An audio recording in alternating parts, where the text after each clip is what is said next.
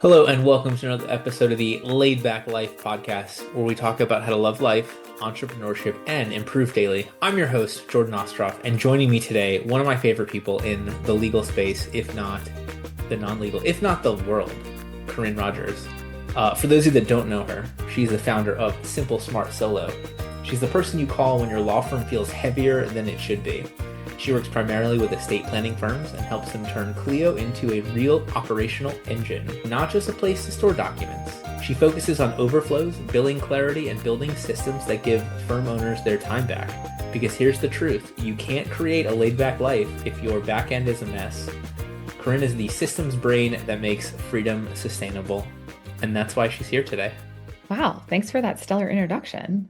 Well, you or your team wrote it, which makes it easier, but it's true. I stand by it. I wouldn't Yeah, say it if it wasn't also we true. we wouldn't say it either if it wasn't true and or attainable. Yeah. And Yeah. if we can do it, they can too. And we're going to help more people attain this, 100%. specifically with how to move from chaos to control in one weekly meeting. It can be done. So I'm curious, before we talk about meeting, let's talk about the meeting. Okay. Where did this one weekly meeting that gets us from chaos to control come from? Oof, it came from several places. So let's dive in. Okay.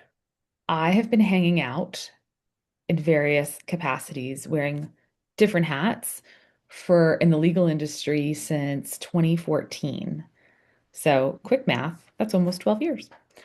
And I hate to say it, or maybe I'm glad to say it, the problems are plenty, but the problems are the same. And that's kind of cool because that's an opportunity, right? Like if you keep hitting the same obstacle or the same wall or the same problem over and over again, all you got to do is come up with one solution to maybe different variations of that problem. So this weekly meeting came out of a few different resources that also were identifying an issue where, like, hey, if we could get control, if we could review things, if we could move things forward, if we could calm the chaos, we would all feel better. And like weekly, I guess just became the cadence. And I love the way you frame that. I always like it from like the doctor's office standpoint. You don't want to walk into the doctor's office and have them be like, "We've never seen this before. This might be Ostroff disease," right? You want the like, "This has happened 10,000 times." So, for all of us lawyers having the same problems, that's a good thing. More people, easier to solve, better consistency. So, who is this meeting for? Before we get into the specifics of the meeting.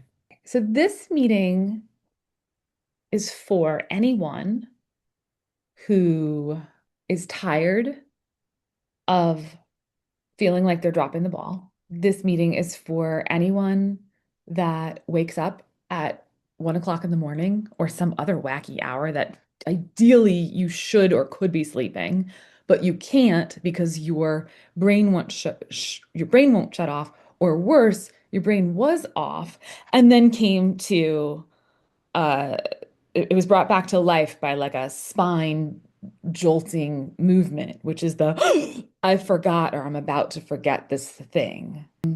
This meeting is for people that are like, I know there's cracks in our system, but I don't exactly know what they are. But man, if I could just sit down and like brain dump the things that need to be fixed, then I could maybe start scratching and know where to start. I could scratch at the list and know where to start, but it all just is overwhelming. So you're numb to it and you do nothing. But Do you know it could all be we better. Who comes to this meeting? Just the Ooh, owner? Everybody? that's a good question. So I Okay. say in a law firm smaller than maybe 30 people, I think owner has to come to this meeting, at least for the beginning, until this becomes part of your culture, because this is an exercise in leadership. And if Ooh, this okay. meeting doesn't exist already, I need owner to buy in. Owner has to want to do this. If there are partners, partners must be all in. Yes, right? Like all hands in the center. You can picture that. All leadership team has to, yeah, Quack go quack. Ducks. Sure. This is 100% an exercise in leadership. Everybody has to be all in. Everyone has to agree. We're not going to tolerate, or we're going to stop tolerating stress, chaos, waking up at 1 a.m., dropping balls, just we're not going to do it anymore. We're not going to take it, as Twisted Sister said, right? We're going to stop. So anybody For that's the had record, everybody, leadership, we went from Mighty Ducks to I, Twisted Sister in one sentence. I'm Wonderful. fun, right? Love We're it. all over the place. Right. So, um, that's who needs to be here. And then, yeah, anybody that touches a file, because this is going to be an exercise in reviewing client files, spoiler alert. Anybody who's responsible for moving things forward needs to be at this meeting. So in a real big firm, you might have to have this, a few versions of this to get through everything. But today, the example that we're going to go over, let's say it's a firm of probably way less than 8 people, and the volume of the firm is probably a couple hundred open matters. Let's, Okay. I think that's probably, hopefully speaks to a lot of your audience. Is there a specific day or time we have to have this meeting, or is it at the mercy of the ease of the firm? I think people are most in tune and productive mid-morning. I say this meeting happens somewhere between 10 and is done by noon so people can go to lunch. Yes. And weekly, I like this thing on a Tuesday or a Wednesday, the latest, so that whatever we uncover or whatever needs urgent action has a day or two to deal with it and doesn't like Okay. bleed into the weekend. What if the secret to law firm success involved doing less? That's one of the main themes of my book, Love Your Law Firm, where I dive into my story as well as the stories of multiple coaching clients in an effort to help you design the law firm that you've always dreamed of. I hope you'll check it out at Amazon in the link below. So for those of you who watched last week's episode, we talked about our ideal monthly schedule from our webinar. So good opportunity after this to include that meeting into your ideal month breakdown. So we're looking mid-morning, earlier in the week. Is that what we're I think that sounds good. Yeah. okay? Anything else we need to cover before we talk about the content of this meeting? There is prep for this meeting. Should we All talk about right, that or should we let's wait? do it. Let's prep for the Okay. meeting. So can we talk about the name of the meeting? Sure, yeah. Okay. So this meeting is called Focus 90. Those of you that are Three times better detectives, than Whole 30. way better than Whole 30. I've done Whole 30. This meeting is way better than Whole 30 as far as I'm concerned. Okay. So this meeting is called Focus 90, and we're going to focus on moving things forward for 90 minutes. If your law firm is faster than that, then great. You're done in under 90 minutes. But I believe you can get through about 150 files, matters, whatever you want to call them, in about 90 minutes once we go over the rules and expectations. So, how you show up to the meeting will largely determine how fast you can get everything done. So here are the requirements top down for the meeting. One, in the day before the meeting, everyone who is responsible for a chunk of client files or a pile of work must review all of that work and ideally put a note in somewhere or make a list if you have a database or if you have a CRM or some kind of practice management software like MyCase, Lawmatics, Clio, something. In those programs, you can usually say, here's the last thing that I did. And it's either in like a to do or a task or a note. But ideally, before you walk into this meeting, you have looked at the matters that you are responsible for. Sometimes we call you the responsible attorney, sometimes we call you the responsible staff. But you've looked at the list and you've said, this is where I'm at, this is where I'm going. And then you also make a note saying, this is the thing that's in my way. If there is indeed anything in your way, because what we're going to do is we're going to review everything and we're going to find everything. That's the plan. So everyone also shows up well caffeinated or well hydrated. So you can bring a beverage to the meeting, but you cannot bring food. No Okay. snacks, no breakfast sandwiches, no donuts, none of it. I'm telling you, it causes chaos. Let's not do that. So donuts can be for after the meeting. It's an excellent bribe, excellent morale booster to bring food for the meeting. It's after the meeting or before the meeting, but not in the meeting. Okay. So everyone sit around the table. If you've got a virtual team, make sure you have a Zoom login, make sure it's on the calendar, all those things.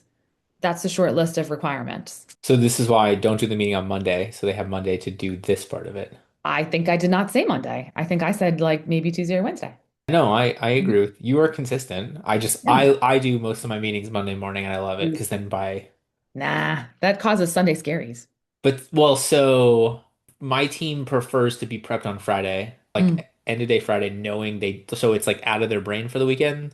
And then also some of our team members are virtual. So for them it is the end of their Monday. So I don't mm. know. It's I have attempted multiple. I have not attempted. I have checked with the team multiple times about the time, because for me, I like to just hit the ground running. Well, I think you bring up a really valid point, right? I'm saying Tuesday, Wednesday because that's been my experience and that's Right. what I like. But you know your firm best. So again, exercise and leadership. Have the meeting a few times on whatever day you want, and then look at your team after doing this for 6 weeks and say, we tried it for 6 weeks. We're changing the day. We're going to try it on this different day or this different time and see what happens. Would you do that even if it was going well? No, Okay, this is got it. no, if it's going well, leave it alone. If it ain't broke, don't fix it. Right. But you can ask your team, hey, are you guys okay? There's all kinds of different practices of law, and certain practices have I guess like almost like a culture to the calendar where things are like melting down on Mondays, where other practices are things are calm on Mondays and things are really spiking in the middle of the week. So, I'm sure there's attorneys that are like, I would never do this on a Tuesday or Wednesday. Then don't do it on Tuesday, Wednesday. Are you familiar with David Allen, Getting Things Done? I have not read that one. No. Okay. It's your prep for the meeting sounds very similar to what he talks about for projects. So Ooh, like outlining specifically what the project requires, outlining what the last step was, outlining what the next step is. It seems very similar to this. I love that you included though the like what's the bottleneck, what's the issue, what's the roadblock yeah. in it as well. I think that's super smart. I guess there wasn't a question in there from me. Sorry. I was just giving you praise. What else do we need to do before the meeting? We need a list of all the matters or clients that we're going to review in the meeting. And someone needs to be assigned the master list holder. Someone else is responsible for scribing where we are, what's next, and what's the obstacle. And so, like, the cases that we're going to talk about, is this something that's done before the 90-minute meeting? That's a great question. The list should be all cases, ideally out of your database that you still have open, have not closed, and that you are now responsible for. So these matters ideally have signed an engagement letter. And if you are the type of firm that you have taken a retainer payment or a trust account deposit, something like that, these are things that are ready to go. These are not client files in limbo. This is not a meeting related to where are we on taking this client on. Nope. This is the firm is engaged on these matters, signed on the line that is dotted. They have paid or there is a responsibility here. So this list is a list of just that, clients of your firm. Sure, but so like you have 200 matters. You Hmm. said in 90 minutes we can go through 150 with the methodology. So I think there's going to be situations where we're going to say, yeah, and that's paused, or we're waiting to hear, waiting to hear, waiting to hear for like 10 of them. So you might blow through 5 or 10 of them really quickly.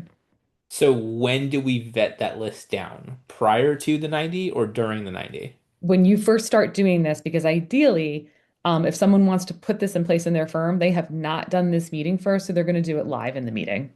So we're going to go through every case, even if it's to say like, Yeah. all right, we don't need to talk about this case for the next 2 weeks. It's in Yeah. pause, whatever. And like let's dig into that for a minute too. Sure. Okay. So as much as I keep saying this is an exercise in leadership, this is also an opportunity to hide if you can figure out a way to. Because look, we haven't done the meeting. This thing does not exist. And I don't want to make this sound negative, but it is. An absence of this procedure is letting clients hide out.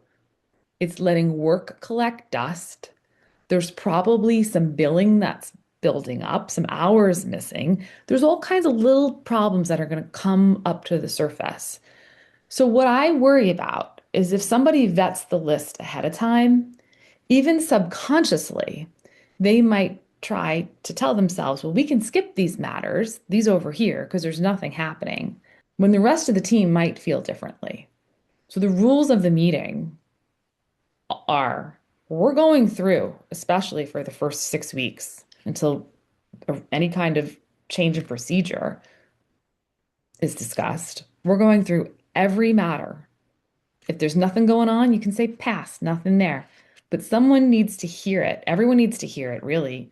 Owner needs to hear if somebody says pass 10 times and say, hey, what's up with that? When you say pass, what do you mean? Just so I'm clear. Oh, it means that I'm waiting to hear back from the government on that, and there's nothing to do. And that might be true.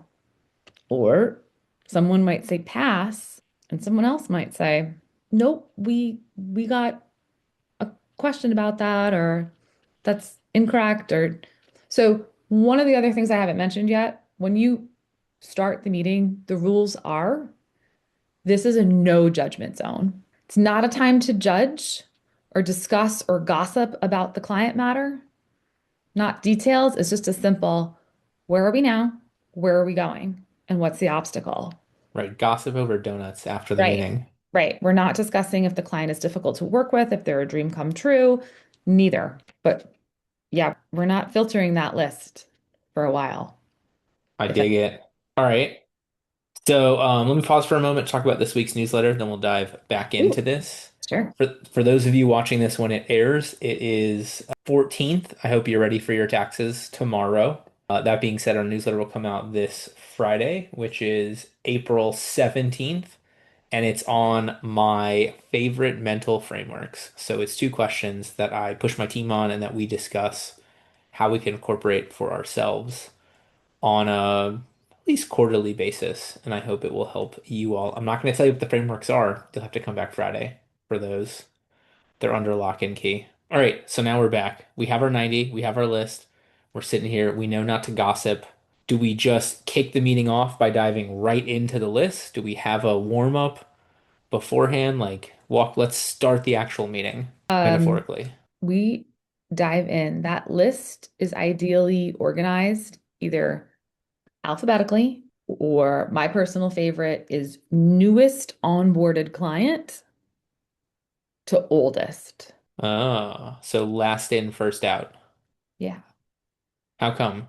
Because the ones that just got onboarded, I think you'll quickly go through them and say, this is a new client. This just opened yesterday? Do we have a procedure to get them going? If there already is a procedure that the law firm observes, this type of thing might already have a good system behind it. So, yep, just onboarded yesterday, sent out our intro email, nothing to do right now. We're just following the process. Okay. Uh, So you're you could, looking for the quick wins for the yeah, flow, yeah, yeah. I think that's momentum. just my personal favorite is the oldest. No, but I like that because I think if you're like, we're going to talk about the problematic ones first, then it takes up the entire Mhm. time. You don't talk about anything else, and everybody dreads the meeting because all you do is just complain about problems. Right. I would agree. If your idea of vacation means checking emails from a chair in a different state, you don't have a business. You have a terrible job. Most of the time, it's because we have no vision and we're doing everything. I coach firm owners out of the day-to-day and into more of a CEO type role. Ultimately, they end up doing less in the business, doing more for having a great life, and then we tie that back into a way that actually grows their business. When you're ready to make that switch, click the link below to book a call with me, and let's see how we can work together to help you achieve the life you've always dreamed of. All right, so we're in our meeting. We're going most recently through the cases, and then what you said, that's all we do? Just, hey, this is it. This is next. Yeah. So the questions are, what's going on with this matter? Do we have a task or a to-do? Every matter should have some kind of note, task, or to-do. You should be able to find a list of all your matters and know where you left off. So I could go on a whole separate tangent about case management software, but we're not going to do that today. If you don't have case management software and this is on a Word doc, well, this is your spreadsheet that you're going to make, right? But what you're not going to do, hopefully, is have a notepad because nobody else can see it. So some kind of shared document that everybody knows where it lives, so we can at least see Show me the list of all the clients we're responsible for. Who is the point person? There's probably one responsible person. And then where are we right now? And what's next? And if there's any kind of major obstacle, we have not heard from the client in 6 weeks. We have no money. He will not pay the bill. She has not returned 4 phone calls. Okay, that's the obstacle. And flag it, check mark it, circle it, something. We'll figure out the next action. But this meeting is just a status. Where are we now? This is not the cure. This is not all the treatment. This is just like medical rounds. Where are we now? What's happening next? How do we know what's a problem sufficient to bring it up in this meeting? We might not know the problem, but the questions are the same every time, right? Where are we now? And where are we going? So if I say Smith matter, where are we now? They are, she is, he is finalizing the draft of the marital settlement agreement that I sent them last night. Family law. Okay. She has 3 days to respond. I have a call booked tomorrow to go over it. Great. Any concerns? Nope. Next matter. I know, but like you mentioned in terms of those concerns, they haven't responded, they haven't paid Right. those things. Like, are you recommending that the firm owner or managing partner make a list of what are the things that I think, will, yeah. yeah, I think for a firm that's been established for over a year, they're going to be aware of things that are red flags, no client communication, ghosting, right? Not willing to move forward, client not willing to pay. These are other procedures and policies that should already be in place in the firm. If they do not exist already, then this meeting will be challenging for a bit until we start answering the questions that are coming up. Well, and I think that's the key. Like, Mhm. you are tearing through this meeting in 60 minutes, then you need to be more specific about what the problems truly are. And if 90 minutes in you are through half the cases, then you need to spend more time building the systems that will remove a number of problems so that you can get to the 90 minutes Yeah, or get because through everything in the 90 minutes. this meeting, we're going from chaos to control, right? That's what we're doing. So control isn't built in one meeting or built in a day. It's maintained every week. Maintained. I like Every that. week, right? So a lot of people will say, "Oh, I did this meeting for a few weeks and then like, no, we're good. I found some clients that I had to say, "Hey, this isn't working out," or, "Yep, found some things and we dealt with it." No, and then they stop having the meeting. Right. Nope. The meeting happens every week. You'll be amazed when owner goes on vacation and the meeting keeps happening because the team's like, we need this. This is our sanity. This, Yeah. this is the no judgment zone where we get to share where we're struggling with a client and who needs attention. Owner also needs to hear back from the team. Hey, I'm hearing 10 clients that won't pay. Oh, we need a better billing policy, a better billing procedure, better billing communications. So that's another project that needs to be dealt with. But all this stuff filters to the top and you become a stronger, tighter machine, well-oiled machine working to be able to support your clients. But for one owner might be different than problems for another owner. Sure.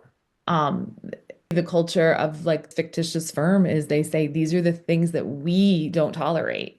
We don't tolerate clients ghosting us. Okay, put it on the board, put it in the retainer agreement. Tell us, do you want us to call or text? But whichever one you do, if we don't hear from you in 48 hours, bye. We're breaking up with you. So the problems, so you're to answer your question, what are the problems that someone should be looking for? Like my go-to problems are lack of communication, um, dusty files where something's just not getting attention, lack of payment, or maybe like type of poor relationship with the client, whatever the reasons are. Someone's combative, someone's communicative. I don't know, but if it's a problem, it should bubble to the surface in this meeting. Well, I also want to touch on this thing that I want to highlight. You were like, the meeting does its job, you get these things cleared up, and then you stop doing the meeting. It amazes me how many firms do that. They're like, oh, especially for marketing, right? Like, oh, I was doing this thing every single week. I had so many cases, I got too busy, I stopped doing it. Now I need more cases. I'm like, no, like don't lose the stuff that's working. Like Right. if it's driving results, keep it. And so I Right. love the idea of maintaining this meeting because you are discussing fewer problems. Like this meeting is what caused fewer problems to be discussed at the meeting. So don't lose the meeting because of fewer problems, because the meeting solved the problems or brought to attention to help people then solve the problems. This meeting is a habit. You're building a habit. You're saying, I care about my firm. I got to know what's going on. It's not enough just to quietly log into a software and look at a list and think you're okay. You need to ask and you need to hear it from your team. I think that's your slogan. This meeting is a habit. I like that. That's like a that like that like sit with you. You like this meeting as a habit more than Focus 90? Well, I don't think that's the name of the meeting, but I Okay. just like I love that as the It's the tagline. hook. Like, They yeah, say like the every meeting song is a needs a habit. hook. Yeah. Hey, this is my It hook. it really it like anchors it in my life. This meeting is a habit. I dig Okay. it.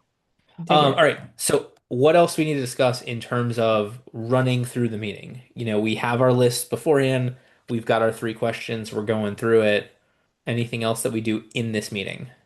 That happens in this meeting that is uncomfortable, but is protected by it not being a no judgment zone, right? You have to believe that it's a no judgment zone. You have to show that to your team because there's going to be moments where there is work that is behind. And if anyone's listening to this right now, this is the part where they're probably like, ha ha, of course there's work behind. Of course there's You're taking an hour and a half a week to make me more Dusty. behind. Yeah. Right, exactly. Oh yeah, that's the thing. I know. Have to promise the team to no judgment zone. And I know that's going to be triggering for some people.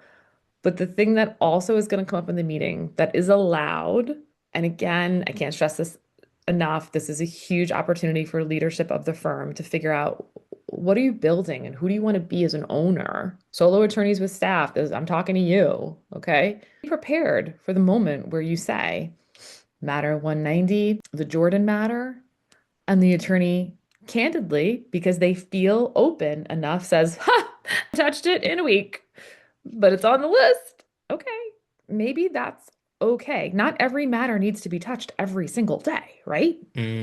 But if that's okay, that's that person telling you, my plate is full and I kind of got it, but yeah, I do need to check that one. Just it's on the list. Okay, cool. So, hey, owner, hear this person saying, I'm overwhelmed. I'm super busy. I'll get to it. It's not on fire, but my plate is full. Okay, hey, owner, does this person need help? Can you take it off their plate? Can you delegate some part of it to someone? Or do you need a follow-up on it to make sure that it does get checked on in another day or two? Well, Right? it always drives me nuts. The number one thing lawyers get in trouble for is like client money or messing with it. I get that. But then number two is communication. Yeah. And it's never like client, they'd call them back on Thursday and call them back on Friday. It's always like speak to client for years. And I'm Right. just dumbfounded in those. I'm like, and the client didn't call you and they didn't complain and they didn't fire you and hire somebody. Like, how did it get this bad? Right. And so I think every firm needs to have that, like, we haven't touched this file in 30 days, 90 days, whatever your line is for like, that's unacceptable. But I mean, Right. certainly not 7 days. Like, God bless you if it, oh, I should say, God bless you if you have a firm that you can touch every single client every single week. What do you want to build? Right? Yeah. Yeah. Another shameless plug for software. If you are on the notepad, sticky note, Word doc, Word perfect. Ooh, I said it. I said it. I only said it because I read about it this morning and it made me giggle. Um, It is a real thing. I know, I heard Or that. that people still use it. Not like obviously it That's existed. that's what I read this morning. I was like, woo. Anyway, um, yeah, plug for case management software. Go spend less than even the cheap ones are like $60 a month. Yeah. And they have a thing in them where you can see a list of all your clients. And a lot of them have a thing where you can say, last opened, looked at, tagged this matter. What the heck was the date? Or at least the open date. So you can say, like, did this come aboard? When's the last time I cracked it open? and reviewed all the notes and the fact pattern, etc. So then you can pull this stuff in a like a list like that. Well, see, I'm all about the Kanban board. Like you just have all your stages across, and then the state, the matters drop down from there, and then you see your bottlenecks. Because if you have 200 matters and 180 of them are in this one stage, you have a bottleneck in that stage somewhere. Yeah. So it makes it really easy. It's easier to identify problems from that view. Are fun to identify, and especially when they're you or us. Well, I was just gonna say, like, it's very telling if you're the bottleneck. I've been the bottleneck. It's not fun, but it's the best problem because you can easiestly design around it. You can, if you know also that it exists. Though there are quiet bottlenecks, right? Silent bottlenecks. I mean, isn't that the story of every flood in a home? Everybody at one point probably looks up at their ceiling and goes, oh, what is that? And there's like a water stain on the ceiling. There's your quiet bottleneck. And then it breaks in the water and it's like a disaster, right? So it's that phone call from the angry client saying, you haven't called me. Or it's the email saying, can I get an update? And you're like, oh, I want to be proactive, not reactive. Like all these things. I agree. So I've got two last topics. I'm trying to figure out what order. All right, let's go with this. So you mentioned like this is not the meeting to make the cure. Is that another meeting? Like what do we do from this meeting? What are the takeaways from this meeting that help us make these systems better? Good question. So some of the big takeaways from this meeting are a need for better policies and procedures. And right, this is not the meeting to do that in. This is the meeting just to say, I need a 50,000-foot view to see where my cases are in 90 minutes or less. No drama, no nonsense, no sidebar conversations, and get through the list. We established that. Once the meeting is done, I think every owner is going to sit back and go, okay, we've got some hot button issues. And then if I were writing Focus 90 2.0, I would say, owner sits and doesn't move for 15 minutes. Sure, yeah. Room, right? Owner quietly writes down, these are the top 3 things I need to fix in the next day, week, 30 days.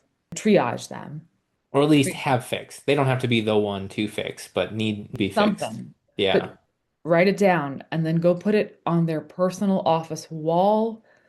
Put it somewhere where everyone says, okay, we're going to deal with this. And then put it on the calendar and say, this is when I'm going to deal with it. And this is who I need from the team, if anyone, to deal with it. So for example, if the team is struggling with retainer balances and they're saying, we're blowing through these retainers. All right, a couple things.